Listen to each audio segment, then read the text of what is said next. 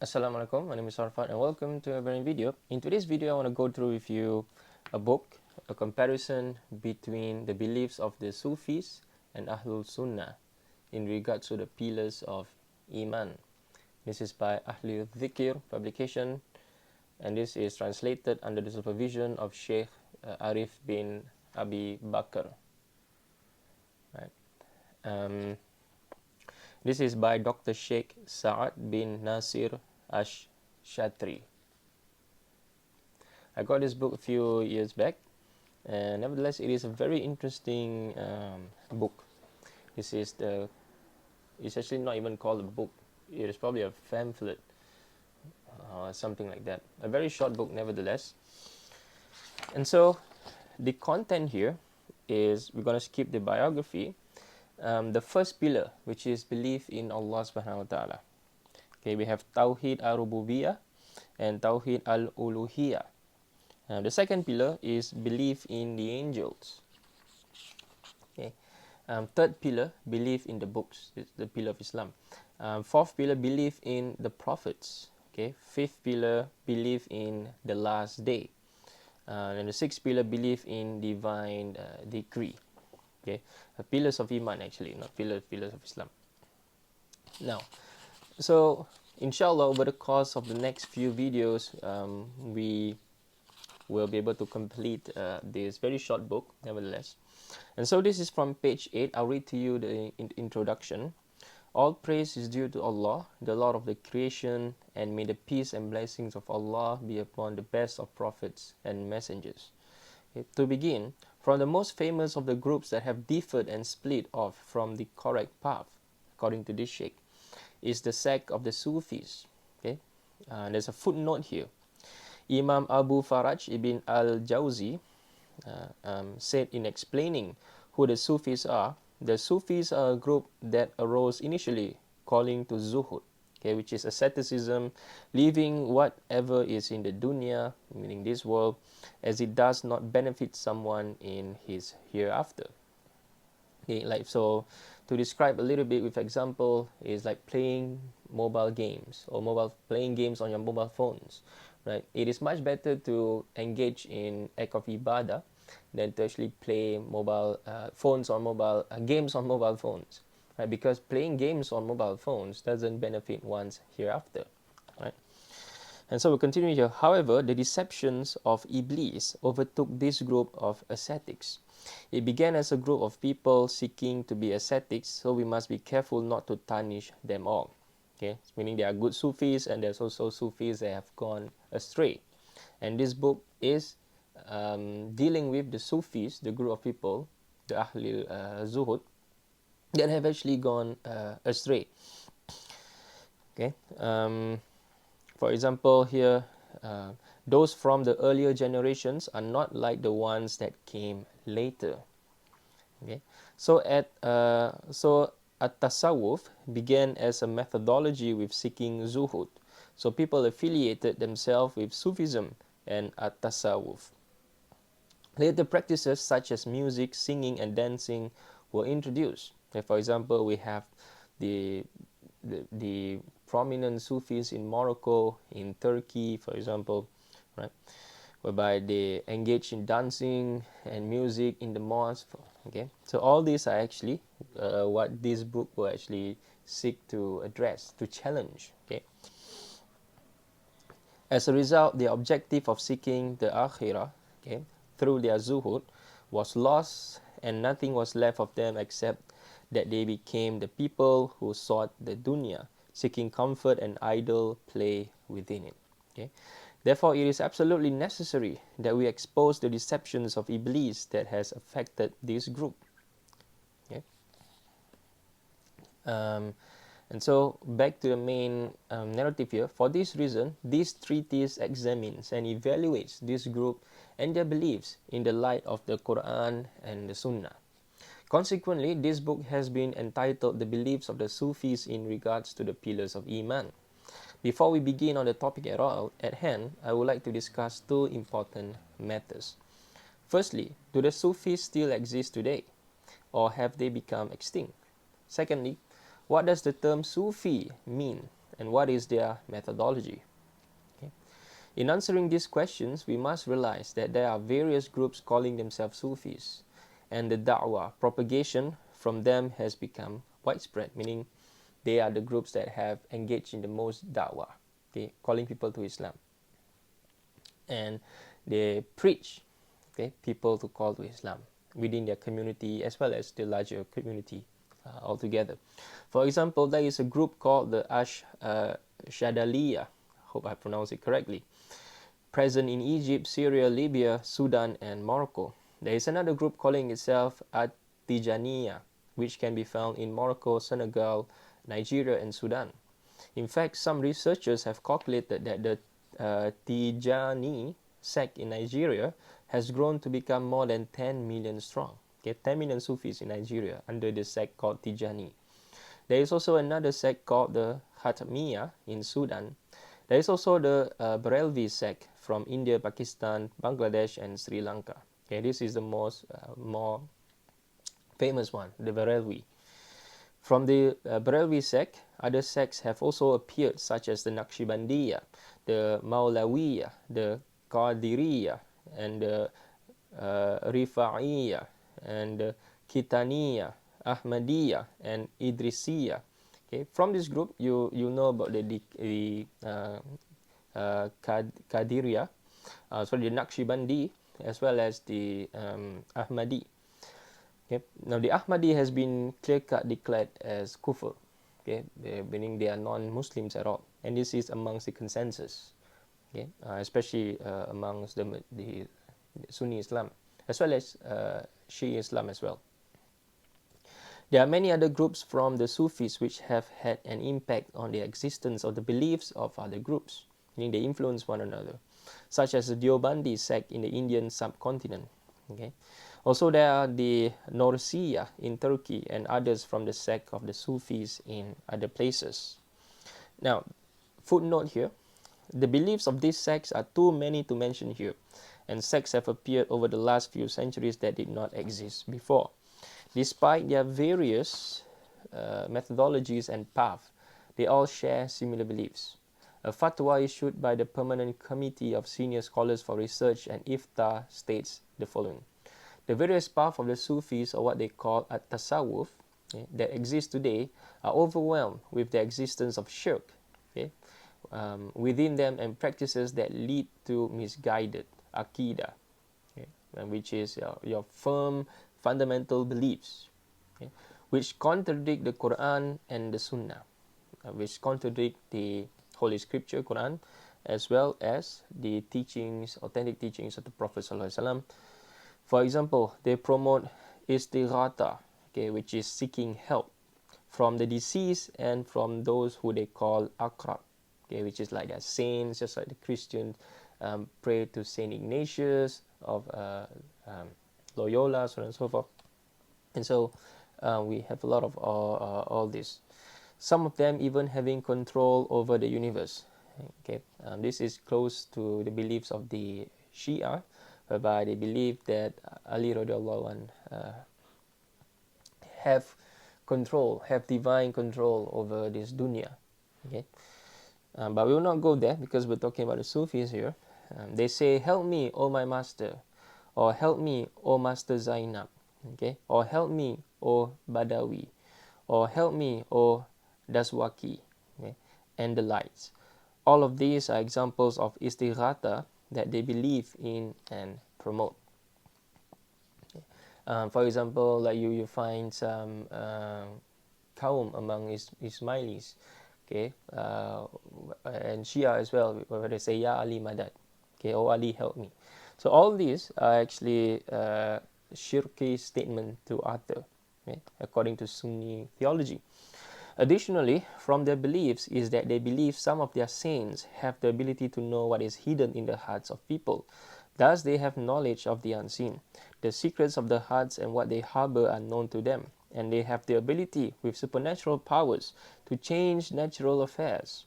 They have also deviated in their aqidah, their firm beliefs, okay, by naming Allah with names that He has not named for Himself, such as Huwa, or Wah, Wah, okay, or Wa'ah, Wa'ah. And if you research into the Sufi dhikr, okay, they say Allah huwa, okay. And so this is something that is not found in the authentic hadith and teachings of Rasulullah SAW. The Sufis have also innovated the adhkar, okay, which is your dhikr, which is remembrances, and adiyah, okay, which is the many du'as that you made throughout the day. Okay, in English translation, it has supplications, okay, that have not been supported in the text of the Sharia, okay, in the religious teachings. Likewise, they have innovated the practice of taking an oath of allegiance with their leaders, okay, which is their elders and scholars, that they will remember Allah in their rituals and acts of worship with a particular chosen name of Allah in unison. Okay.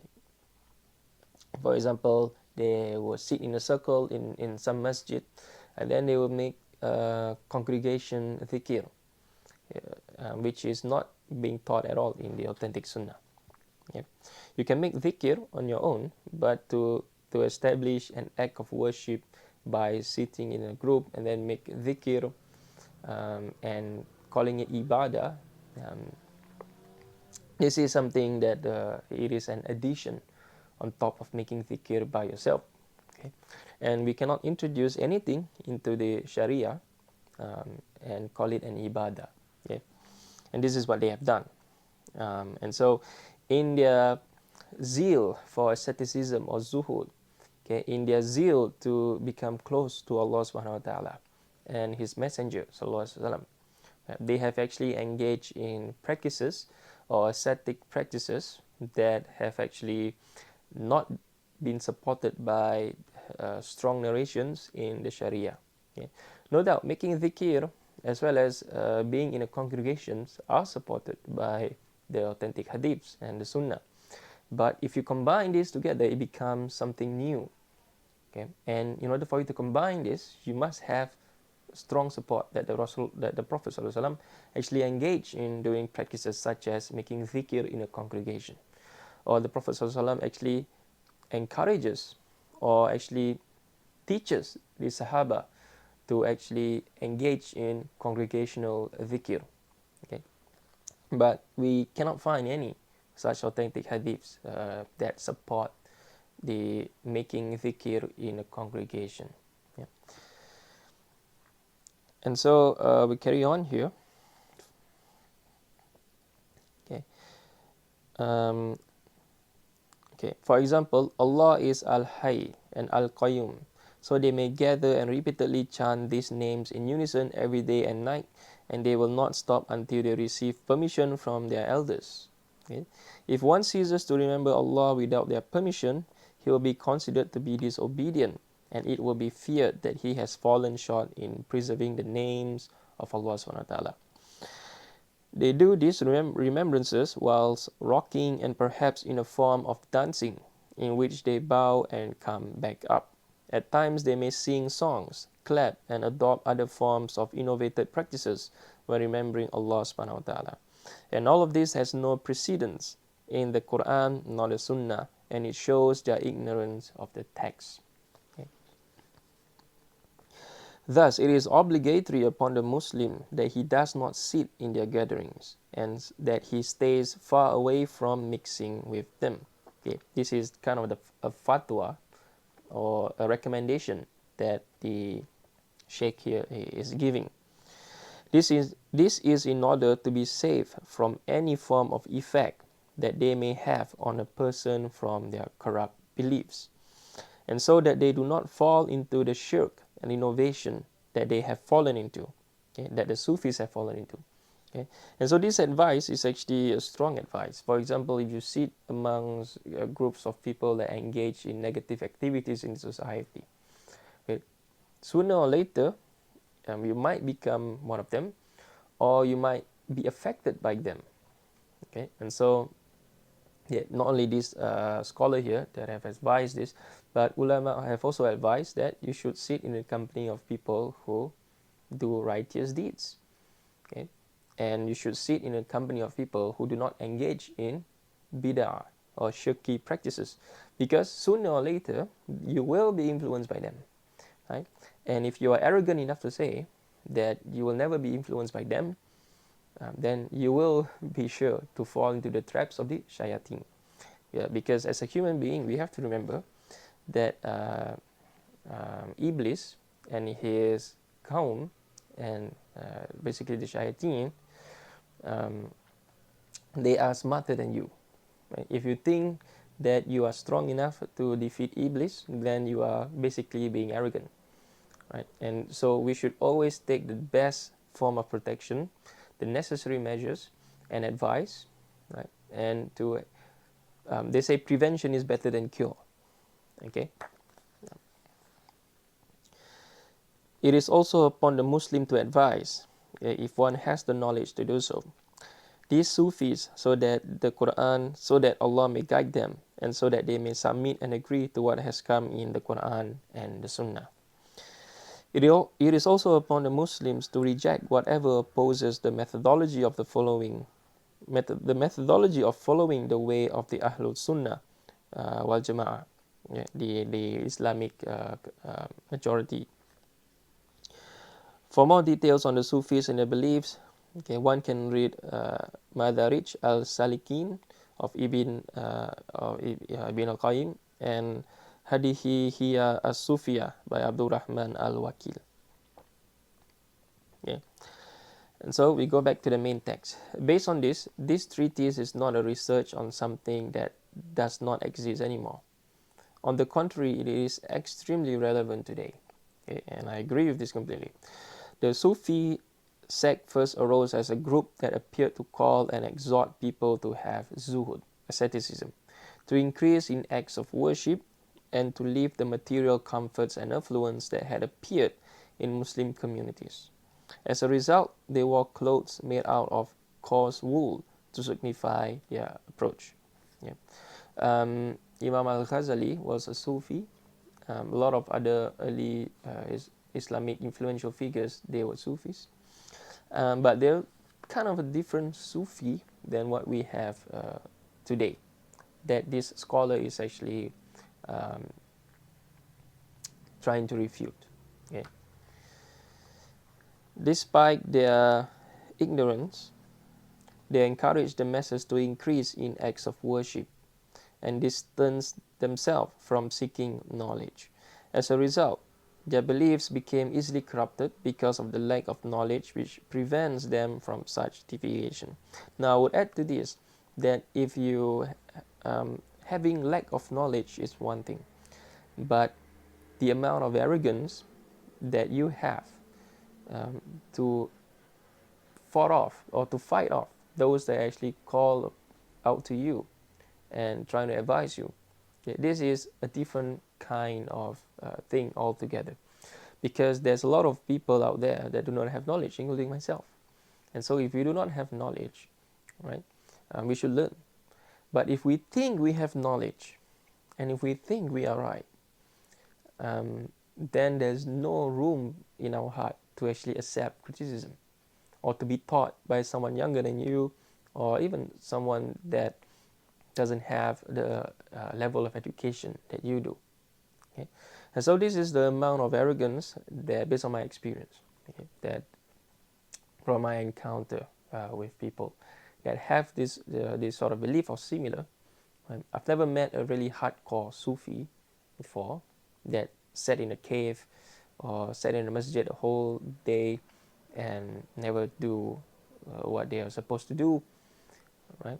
For example, if you're a husband, you can't sit at the mosque the whole day and not do your duties as a husband to your family, to your wives, right?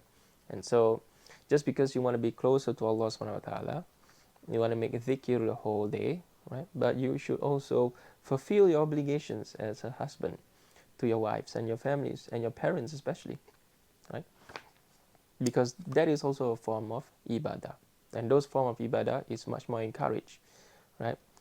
Because you also have to provide your responsibility.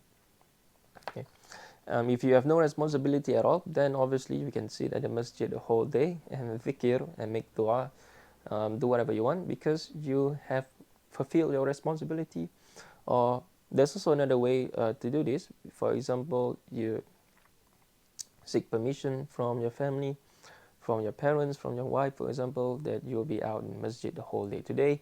But make sure to provide the necessary means and make sure it is agreeable from your spouse, so that you do not create unnecessary conflicts, right? But what we found in our communities nowadays is that people actually go to the masjid to run away from their problems at home. And so this is also another kind of problems in itself, right? Instead of addressing the problems that you have at home, you basically run to the masjid.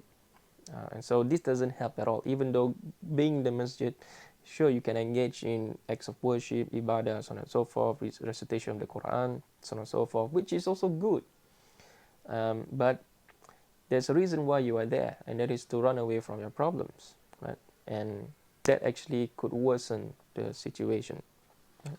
So I'm not giving you any advice, right? Because it has to be catered and tailor-made for every single individual, right? So I'm not giving you any advice. The essence of Sufism in Islamic history can be traced back to the times of the companions. Okay, the companions rebuked the uprising of this new sect. Umar bin Khattab also rebuked the person who devoted his life in worship and neglected employment to support himself and those whom he was responsible for. Okay? And this is reported by Ibn Hajj in his Madkhal. Likewise, Ibn Mas'ud refuted those who gathered to do a communal act of dhikr in Kufa. Likewise, he also refuted a man who took a particular place in a mountain as an act of worship. Okay.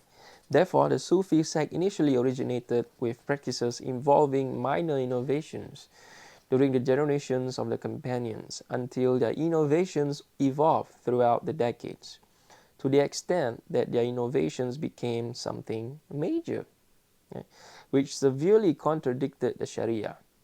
As a result, the Sufis are a deviated sect which has multiple subsects within it. Okay, again, we should be careful here in whatever language we use, especially when I'm narrating this to you, is that this is dealing with the Sufis that have gone astray. Right? Nothing to do with the Sufis that are within the path, right? Within the guided path. Between them, there are differences of opinions and issues of debate. Within the Sufi circle itself, the tariqah, right? There are groups. Issues of debate, discord, and rivalry. Some of the sects are constantly reviling other sects. Therefore, the level of deviance and innovation between the Sufis is not of the same degree. You also find some Sufi tariqah, some Sufi sects, they race against each other to invent a new form of ibadah, a new form of worshipping Allah subhanahu wa ta'ala, a new form of making dhikr. And so they actually race against one another. Who can come out with the most innovative way of making dhikr towards Allah subhanahu wa ta'ala. Okay? And who can come out with an innovative way to actually call upon their dead shuyukh, their dead teacher, master. Right? And so all these beliefs and practices have no basis in the Quran and the authentic Sunnah. Okay. So I'll skip the last three paragraphs because this is the ending. So the first pillar, which is belief in Allah Azza wa Jal, okay, belief in Allah subhanahu wa ta'ala. The text of the Sharia prove that we are obligated to believe in Allah, the Most High, and He, the Most High, said, "O you who believe in Allah and His Messenger." Okay, and this is from Surah An-Nisa, which is chapter 4, verse 136. Using the various texts of the Sharia, it is possible that we can divide Iman in Allah into three parts or categories. Okay, the first one, Iman in the actions that Allah, the Most High, does. So He is Ar-Razzaq, the provider, Al-Khaliq, the creator, Al-Mudabbir, the sustainer. These are acts that are connected Tawheed ar-Rububiyyah, okay, meaning the lordship of Allah subhanahu wa ta'ala. And this is something we must accept. If we do not believe that Allah is the provider or the sustainer, cherisher, the creator, then basically we have fallen out of the fold of Islam. Number 2, Iman in the right that Allah the Most High has over us, which is that we worship none but Him, and this is also called Tawheed Uluhiyyah or Ubudiyyah. Okay. Worshipping Allah alone. Okay. If you worship Allah, you in your salah, you call upon Allah subhanahu wa ta'ala, but you also add a, a person that is lesser, and everything is lesser than Allah subhanahu wa ta'ala. Then basically you have associated partners with Allah. Even though you believe that Allah is the supreme deity, right? But you have fallen into what the Quraysh did. They believe that Allah is their Rabb and the only Rabb that created this dunya. But they also engage in worshipping idols, so on and so forth. And so they associate partners with Allah. And so the Quran is explicit, okay, that Allah is not saying that they do not believe in Allah. Okay? Allah is saying that they associate partners with Allah, and they have taken other gods besides Allah. Okay? And this means that it is addressing two people, two categories here, that they do not believe in Allah at all, meaning they are atheists. Okay, but atheism is not a concept that is being used in the Quran. Okay. Basically, atheists worship themselves. They have taken themselves as God besides Allah subhanahu wa ta'ala.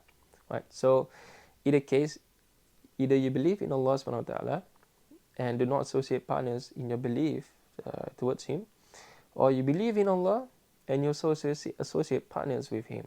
For example, you believe that Allah is God, but Sheikh Fulan has also the ability to hear you when that Sheikh is already dead, or that Sheikh is somewhere in Portugal in his castle, and you are in the Pamir Mountains, right?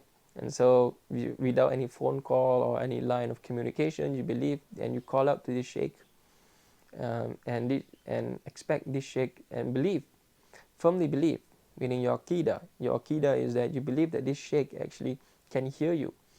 Basically, you have associated partners with Allah, even if that Sheikh is alive today. Right? So even that is impermissible in Islam. Iman in the name and attributes of Allah. This is the third point. So we attribute to Allah whatever He or His Messenger ﷺ have attributed and affirmed for Him. Okay? We can only attribute to Allah what Allah has defined and described in the Quran, and what the Prophet ﷺ has described or called or defined about Allah. For example, we cannot call upon Allah and expect that this is the name of Allah when it falls out of the 99 names as we mentioned in the Quran. Okay? And it's not mentioned in the hadiths at all. So we invent all these practices and make dhikr using these phrases and so forth. And so this is actually an innovation in the acts of ibadah. And this is not permissible in Islam. We do this without any form of rejection. Okay.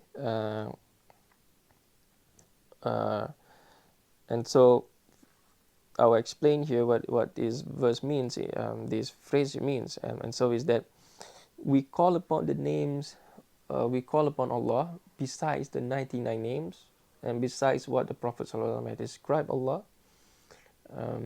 and we do not negate that this is actually impermissible. Okay, meaning we accept that this is actually affirmed or something that is permissible to do, even though there's no basis for it in the Quran and authentic hadith, the Sunnah. Right? So this is impermissible. And Allah the Most High said, Lord of the heavens and the earth and all that is in between them. So worship him alone, and be constant and patient in his worship. Do you know of any who is similar to him? Okay. And this is a rhetorical question that Allah SWT is asking us.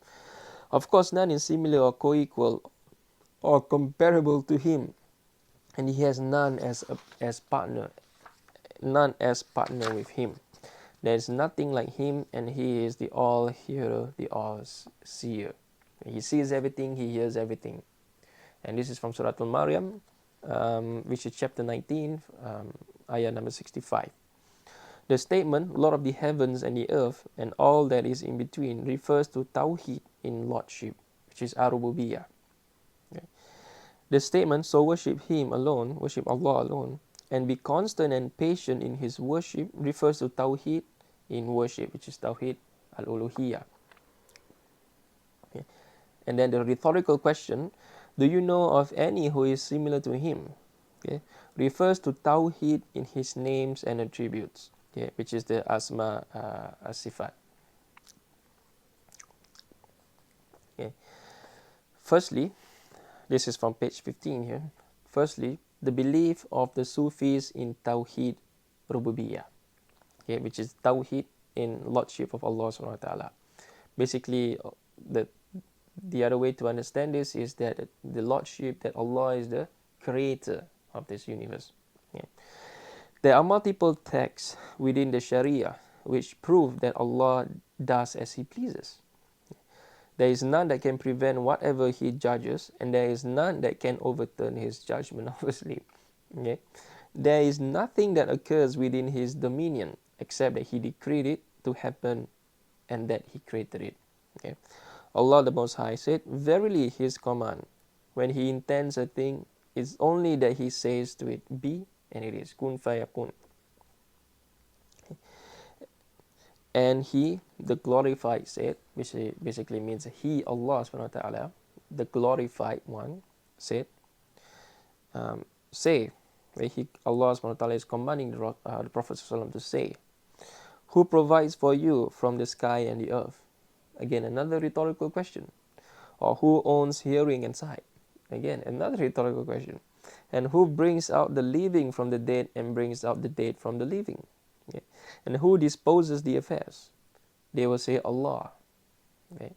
They here, the mushrikun, say, okay, again Allah is saying here, will you not then be afraid of Allah's punishment, okay, for setting up rivals in worship with Allah? Okay, the Prophet say, okay, will you not then be afraid of Allah's punishment? The Prophet is telling the people. And this is from Surah Yunus, which is chapter 10, ayah number 31. What is strange is that a group from the Sufis believe that there are al-awliya, okay, which is righteous persons, saints, shuyukh, that, respected elders, learned people. You can use all these different language, but basically it's saints or pious people who have ability to control affairs of the universe. Okay, kind of like the Shia beliefs. Yeah. Not all Shia, but some Shia beliefs that I'm talking about the 12ers here. They believe that Ali radiallahu anh actually has the ability to control the universe. Okay? And like the Ismailis believe that Aga Khan is basically have divine ability and can actually change and can actually change destiny, so to speak. Okay? They believe that these awliya are able to cause harm to those whom they wish, to the extent that some of these awliya are believed to be able to grant provisions. Okay? They believe that children may be given to a couple as a gift from these pious awliya. With these beliefs, they attribute that which is exclusive to Allah Azza wa Jal, okay, from His actions to their awliya. Meaning you have taken what belongs to Allah, solely belongs to Allah, and you have given it to people that is not worthy at all. And none of us are worthy if we compare ourselves to Allah subhanahu wa ta'ala. Okay? So you cannot take the divine attributes of Allah Azza wa Jal and then give it to people or give it to objects give it to anything, okay? Because all these people are slaves and Allah is the master. And so this fundamental lordship, Tawhid ar-Rububiyyah, they have taken and given to someone else. Okay? Or they basically not given, they still believe that Allah has these divine qualities and attributes, but they have given it, so-called share it with someone else. Okay? And this is complete batil. Okay?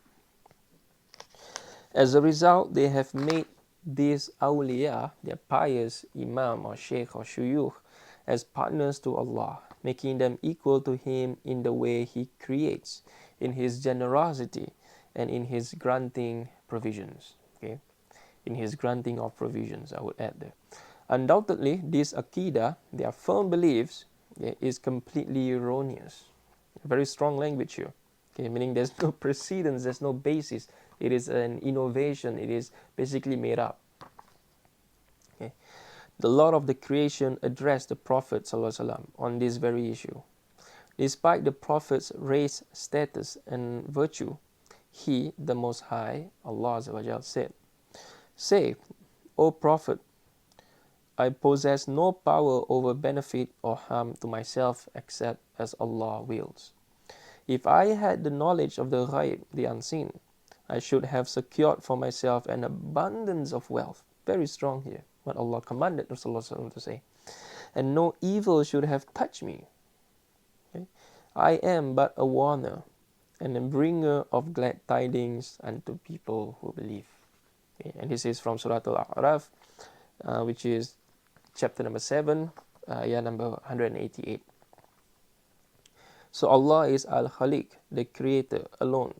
He provides and abstains from providing to whom He pleases. Meaning he does whatever He wants. He wants to provide you sustenance, or He wants to provide you something, or He doesn't want to provide you something. There's nothing that you can do. Right? And Allah the Most High said, say again, commanding Rasulullah to say, to inform the Sahaba, and by doing so informing us today. "O Allah, possessor of the kingdom, you give the kingdom to whom you will, and you take the kingdom from whom you will, and you endure with honor whom you will, and you humiliate whom you will. In your hand is the good. Verily, you are able to do all things.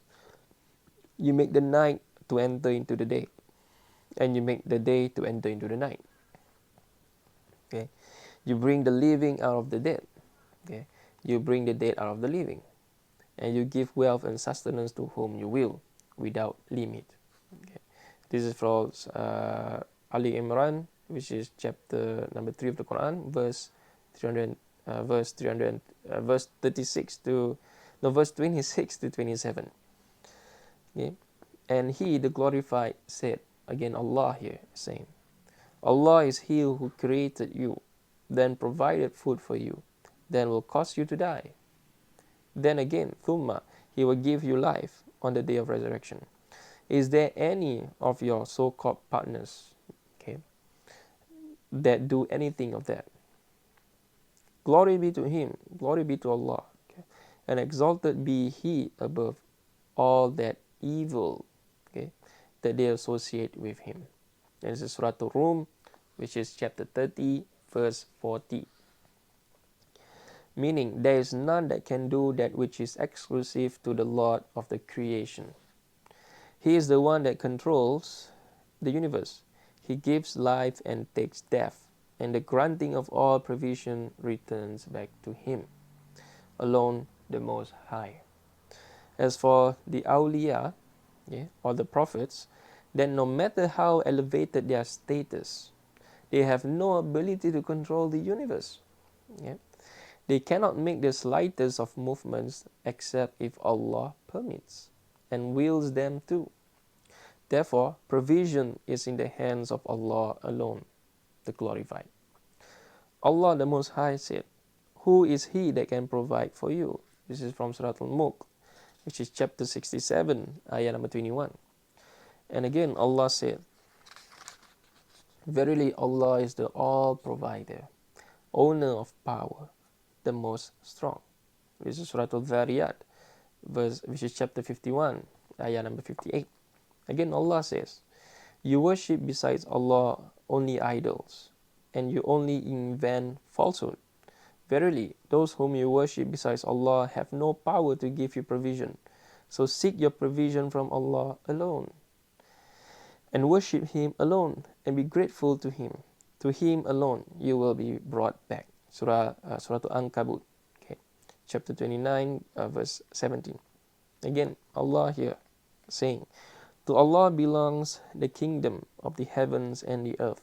He creates what He wills. He bestows female offsprings upon whom He wills, and bestows male offspring upon whom He wills. Or He bestows both males and females, and He renders barren whom He wills. Verily, He is the all-knower and is able to do all things. Okay. Surah Ashura, chapter 42, ayah number 49 to 50. The one who sends down the rain so that vegetation may grow is the Lord of the creation alone. Okay, and Allah says, O mankind, worship your Lord, which is Allah obviously, who created you and those who were before you, so that you may become al-muttaqun, the pious one. Okay. Who has made the earth a resting place for you, and the sky as a canopy, and sent down water, which is rain, okay, from the sky, and brought forth therewith fruits as a provision for you. Okay. I will make a comment here in a short while. Then do not set up rivals upon Allah in worship, while you know that He alone has the right to be worshipped. Surah Al-Baqarah, which is chapter 2 of the Quran, ayah number 21 to 22. Okay. Now, Allah SWT has provided us provisions like fruits, a lot of things, materials even, that we use to make our lives better in this dunya. We build cars, roads, and so forth for our own convenience. Basically, we thought that we have created all these luxurious items, right? But we have not even created one thing. Basically, we've just taken materials that are already there, and we just molded it into whatever that we have today.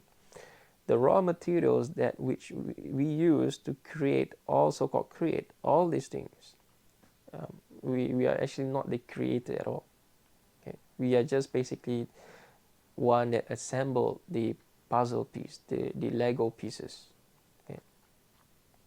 Now, there are people who question, what about ideas? Abstract ideas, like paintings, like lyrics to a poem, or lyrics to a music, a poem, lyrics to a song, poems, so on and so forth. Right? This can also be considered as something that we create ourselves. Okay? But then again, this is also a false belief. Right? Because all these actually, we do not create any, all of these elements are already there. For example, an artist today writing new music, right? They use the same chord structure, they use the same chord progression, the same melody, whatever it is, they just mumbo jumbo it up, became a new product. But basically these have already existed if you look at all the individual components that made up the songs. Right? And so then the question would be that the first person to create all these beats, these chords, and so forth, right? All these are actually natural. Right? And so again, this actually doesn't mean that we create something, because if you put a string to a guitar, or you put a vellum to a snare, right? All these things that are there, right, to produce your abstract ideas, right, to make your abstract ideas something that is touchable, tangible, right? All these things are actually there. The speeches that you have, or these imaginations that you have, they're also not yours to begin with. Okay? Because all these are actually natural, because we are a natural product. Right? Even though science have not able to fully explain all these abstract ideas and thoughts that we have as per their existence and so forth. Right? But that doesn't mean that when we dream, we are creating something, you know. We can only relate to something in our dreams based on reality that we face today, based on natural occurrences. Right? Another proof text here, Allah says, and if you were to ask them, okay, who sends down water from the sky and gives life therewith to the earth after its death, they will surely reply, Allah. Okay? Allah basically means God. Okay? Then Allah here is telling the believers, Rasulullah SAW, to say, all the praises and thanks be to Allah. And then Allah made a comment here, Azza wa Jal. He made a comment here. And He said, nay, most of them have no sense. They do not think, they do not ponder. And this is from Surah Ankabut, chapter 29, ayah number 63. Another proof text here. And He it is who sends down the rain after they have despaired, and spreads His mercy. And He is the Wali, okay, which is the protector, Lord, helper, worthy of all praise. Surah Shura, chapter 42, ayah number 28. Okay. So we will end here in this video, after today's video, at page 20. Now we realize the grave error that many of the Sufis have fallen into by attributing to their awliya as being someone who has command of the affairs of the dunya. I'm just summarizing what the professor here say, the sheikh here say. It also negates the belief that many of them have in the idea of al-ghawd, which is that their awliya have the ability to assist and answer the supplications of those from the creation who supplicate to them. Basically, they're just like the examples I gave you earlier, whereby you pray to someone in Portugal sitting in his castle and expect that person to be able to hear you, and you're at the Palmyra Mountains, right? They cannot hear you, right? So it is not permissible to do such. Okay. As a result, this awliya, this pious person, sheikh, shuyukh, are given the status of lordship, okay, which belongs to Allah alone. Tawhid ar-Rububiyyah, okay. The lordship, tawhid in terms of the lordship, which contradicts multiple texts from the Quran and the Sunnah, which affirm lordship being only for Allah subhanahu wa ta'ala. He alone is the one who sustains the universe and conducts within it as He wills. Okay. Another point of contradiction from the false belief of some of the Sufis in relation to Tawhid ar-Rububiyyah is that they believe that some of the awliya have knowledge of the unseen. Okay. And so this is actually false belief, false akidah. Okay. And so, ladies and gentlemen, we will continue in our next video, inshallah ta'ala, because it's already running late here. And I'll see you in my next video. Assalamu alaikum warahmatullahi wabarakatuh.